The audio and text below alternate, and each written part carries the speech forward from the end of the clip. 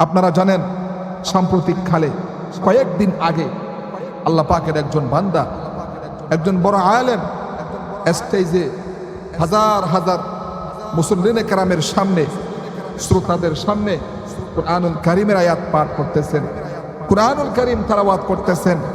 কয়েক মিনিটের ভিতরে সে হঠাৎ করে তার সামনে চলে আসলো হয়তো আজরাইল আলাইহিস সালাতু ওয়াস সালাম।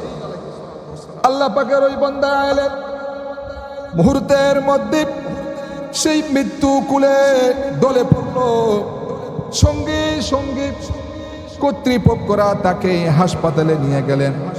হাসপাতালে নিয়ে যেতে দেরি, আল্লাহর ওই বান্দাকে ডাক্তাররা মৃত্যু ঘোষণা করতে দেরি করে নাই। আমার প্রিয় ভাইরা, তাহলে যে আলেম আলোচনা করতে করতে দুনিয়া থেকে অন্ধকার কবরে চলে গেলেন, বোঝা যায় আল্লাহ পাকের নবীর হাদিস থেকে ওই বান্দা কাল ময়দানে মাহশরে ওই অবস্থায় উঠবেন। সুবহানাল্লাহ বলেন। আমি নিজেই সেই তেলাওয়াত, সেই বান্দার ভিডিও দেখেছি। হঠাৎ করে দিলের ভিতরে একটা ধাক্কা খেলো, ভূমিকম্প সৃষ্টি হলো। আয় আল্লাহ, সবে মাত্র 30-35 বছর বয়সের যুবক হবে ওই যুবক, ওই আলেম যারা আপনারা দেখছেন, আপনারা দেখলেই বুঝবেন।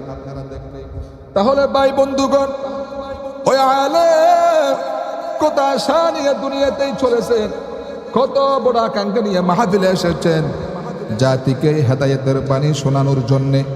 হেদায়েতের বাণী শোনাতে যাইয়া কয়েক মিনিট হতে না হতে আল্লাহ পাক তাকে ডাক দিয়ে অন্ধকার কবরে নিয়ে গেলেন। ও ভাই, ও দুনিয়াদাররা, এখনো কি আপনাদের বিবেক খুলবে না? ঘুমন্ত বিবেক কি আপনাদের আজও জাগ্রত হবে না? এই জন্য আল্লাহ পাকের হাবিব সাল্লাল্লাহু আলাইহি ওয়া আলিহি ওয়াসাল্লাম বলেন, ও উম্মত, তোমরা মৃত্যুকেই বেশি বেশি করে স্মরণ করো। আলা রাসূলুল্লাহি সাল্লাল্লাহু আলাইহি ওয়া আলিহি ওয়াসাল্লাম, আকতিরু যিকরাহা যিমিল লাযাতিল মউত। আল্লাহ পাকের হাবিব বলেন, উম্মত, বেশি বেশি করে তোমরা সেই মৃত্যুকে, ভয়ঙ্কর হৃদয় বিদারক মৃত্যু, যেটা তোমার মায়ের থেকে, তোমার সন্তান থেকে, তোমার বন্ধুর থেকে বন্ধুকে চিরতরে, বন্ধুর থেকেই বন্ধুকে চিরতরে বিচ্ছিন্ন করে দেয়, মায়ের থেকে সন্তানকে চিরতরে আলাদা করে দেয়, স্বামী থেকে স্ত্রীকে আলাদা করে দেয়, সন্তান থেকে মা বাপকে আলাদা করে দেয়। সেই মৃত্যুকেই বেশি বেশি করে তোমরা স্মরণ করো, তাহলে তোমার দিলের ভিতরে শয়তান জায়গা করতে পারবে না। তোমার দিলের ভিতরে শয়তান ওয়াসওয়াসা দিয়া তোমাকে গুনাহের পথে নিতে পারবে না।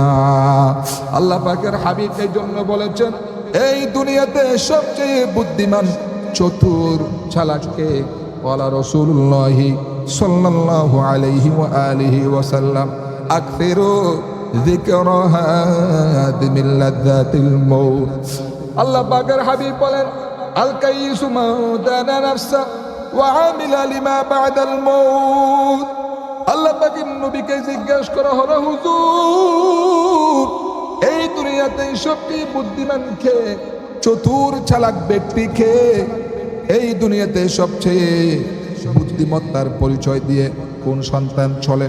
আল্লাহ পাকের হাবিব বলেন, উম্মত, শুনে রেখো, জেনে রেখো, এই দুনিয়াতে সবচেয়ে বুদ্ধিমান ওই ব্যক্তি, যেই ব্যক্তি বেশি বেশি আখিরাতের কথা স্মরণ করে। আহারে, মা চলে গেল, বাবা চলে গেল, আমি একদিন চলে যাব ওই অন্ধকার কবরে।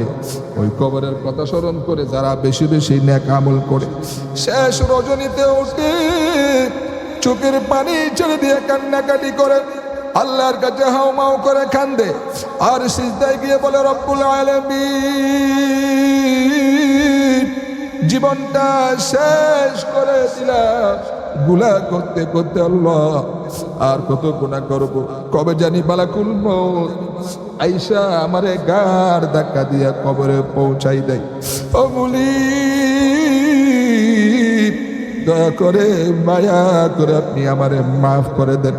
আল্লাহ পাকের বইতে যেই বান্দা বেশি বেশি কান্দে, আল্লাহ পাকের হাবিব বলেন আল্লাহর বয়ে ক্রন্দনরত ওই চক্ষু কাল ময়দানে মাহশরে আল্লাহ তার জন্য জাহান্নাম হারাম করে দিবেন। সুবহানাল্লাহ। অতি গভীর হয় রজনী যখন নীরবে প্রভুর নাম জপিও তখন, অতি গভীর হয় রজনী যখন নীরবে প্রভুর নাম জপিও তখন, প্রভুর করুণা যদি পাইতে চাও গভীর রাতে উঠে প্রভুর গুণগান গাও। লা ইলাহা ইল্লাল্লাহ, লা ইলাহা, পড়ে লা ইলাহা, লা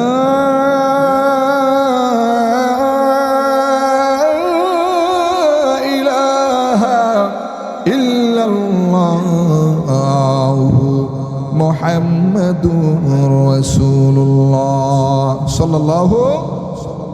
তাহলে বন্ধুগণ, যেখানে আলেম জালেম দুনিয়াদার আল্লাহ ওয়ালা নারী পুরুষ ধনী গরিব মুসলিম অমুসলিম কেউ যেই মৃত্যু থেকে রেহাই পায় না, ইনশাআল্লাহ আমাকে আপনাকে সেই মৃত্যুর জন্য সদা সর্বদা প্রস্তুত থাকতেই হবে ইনশাআল্লাহ। আল্লাহ আপনি আমাদেরকে তৌফিক দান করেন, হেদায়েতের মালা গলায় পরাইয়া দেন, বলি আমিন। আমার প্রিয় বাবাজিরা, আমি আপনাদের সামনে আল্লাহ পাকের হাবিব রহমতে দু আলম সাল্লাল্লাহু আলাইহি ওয়াসাল্লামের সম্মান নিয়ে কিছু কথা বলার চিন্তা করেছি। বাবা আমার আপনার নবী এমন নবী, যেই নবীর সম্মান নিয়ে সারা জীবন আলোচনা করতে পারবেন, আপনার জীবন শেষ হয়ে যাবে, আমার নবীর গুণগান আলোচনা করে শেষ করা যাবে না। সুবহানাল্লাহ। আমরা কেমন একজন নবী পেলাম? আমার প্রিয় ভাই সব যুবক বাবাজিরা, বৃদ্ধা বাবাজিরা, আমার তালিবুল আলেম ছাত্র ভাইরা, পর্দানসীন মা এবং বোনেরা, দিলের কান দিয়ে কথাগুলা শুনেন বাবাজি।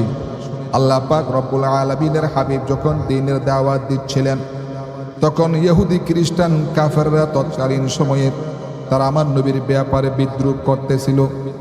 আজারে বাজারে হাটে ঘাটে সাগরে নগরে পাহাড়ে পর্বতে প্রতিটা জায়গায় জায়গায় আমার আপনার নবী সাল্লাল্লাহু আলাইহি ওয়া আলিহি ওয়াসাল্লামের ব্যাপারে তারা যখন বিদ্রুপ করতেছিল, কই মুহাম্মদ কোন একটা নাউজুবিল্লাহ আল্লাহর নাম দিয়া কোন একটা নতুন ধর্ম আইনে আমাদের সমাজের মধ্যে চালিয়ে যাচ্ছে, নাউজুবিল্লাহ বলেন।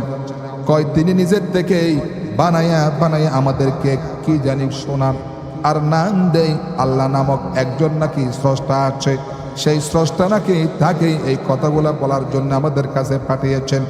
এইভাবে যখন বিধর্মীরা বিদ্রুপ করতেছিল, আল্লাহ রব্বুল আলামিন সঙ্গে সঙ্গে হযরত আজরা জিবরাইল আলাইহিস সালাতু ওয়াস সালামকে পাঠিয়ে দিলেন কয়েকটা আয়াত নিয়ে। যে আয়াতের মধ্যে আল্লাহ পাক বলেছেন, মা ইয়ানতিকু আনিল হাওয়া ইন হুয়া ইল্লা ওয়াহয়ুন ইউহা। আমার নবী নফসকে অনুসরণ করে, প্রবৃত্তিকে অনুসরণ করে কোনো কথা বলেন না। আমার নবী যেটা বলেন সেটা হলো ওহী।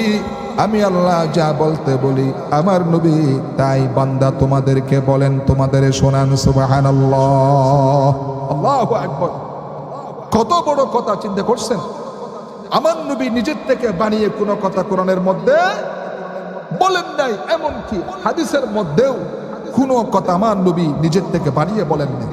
এই জন্য কোরআনকে বলা হয় ওহিয়ে মতলু, অর্থাৎ যেটা ডাইরেক্ট সরাসরি আল্লাহ পাকের বাণী, ভাষাও আল্লাহ পাকের, বাবান্তরও আল্লাহ পাকের। আর আরেকটা ওহি আছে ওহিয়ে গায়রে মতলু, অর্থাৎ যেটা হচ্ছে হাদিস শরীফ, ভাষা হচ্ছে আমার নবীর, আর বাপ অর্থ হচ্ছে আল্লাহ রাব্বুল আলামিন। সুবহানাল্লাহ। আমার প্রিয় ভাই সব, এরপরেও যখন কাফের বেঈমানেরা ঠাট্টা বিদ্রুপ তারা কমান নাই, তারা ঠাট্টা বিদ্রুপ করতে আছে। আমার আপনার নবী সাল্লাল্লাহু আলাইহি ওয়াসাল্লামের পক্ষ থেকে গ্র্যান্টেড দিয়ে আল্লাহ পাক বলছেন, ও দুনিয়ার কাফেররা শুনো, আমার নবী মুহাম্মদ সাল্লাল্লাহু আলাইহি ওয়াসাল্লাম নিজের থেকে যদি কোনো কথা বানিয়ে কোরআনের ভিতরে আমার নামে চালাইয়া দেন, তাহলে আমি আমার নবীর কি শাস্তি করব। কুরআনুল কারীম 28-29 নম্বর পারা সূরাতুল হাক্কর ভিতর আল্লাহ পাক বলেছেন, ওয়ালাউ তাকাওয়ালা আলাইনা বা'দাল আকাওয়িল। এর অর্থ হচ্ছে আল্লাহ পাক বলছেন, আমার নবী যদি নিজের থেকে বানিয়ে কোনো কথা কোরআনের ভিতরে আমার নামে চালাইয়া দিতেন, তাহলে আমি আল্লাহ রাব্বুল আলামিন আমার নবীর ডান হাতকেই চেপে ধরতাম, আর আমি আমার নবীর কণ্ঠনালীরে কেটে ফেলে দিতাম। আল্লাহু আকবার! কত বড় কথা, কত বড় গ্রান্টেড আল্লাহ পাক দিচ্ছেন আমার নবীর জ্ঞান। ও দুনিয়ার কাফেররা শুনো, আমার নবী যত কথা বলেছেন সব আমি আল্লাহর পক্ষ থেকে ডাইরেক্ট ঘোষণাকৃত কথা। যদি মুহাম্মদ সাল্লাল্লাহু আলাইহি ওয়াসাল্লাম নিজের থেকে কোনো কথা বলতেন, তাহলে তোমরা দেখতা আমি আমার নবীর ডান হাত চেপে ধরতাম আর তার কণ্ঠনালী কেটে ফেলে দিতাম। এই কথার লোড কত, ওজন কত চিন্তা করতে। এরপরও যাদের কপাল খারাপ, চোখ অন্ধ, কপাল মন্দ, যারা ইহুদি খ্রিস্টান নাস্তিকের বাচ্চারা, তারা আমার নবী সম্পর্কে ভুল তত্ত্ব জাতির কাছে প্রকাশ করে। আল্লাহ আপনি আমাদেরকে সহ সকলকে হেদায়েত দান করেন, বলেন আমিন।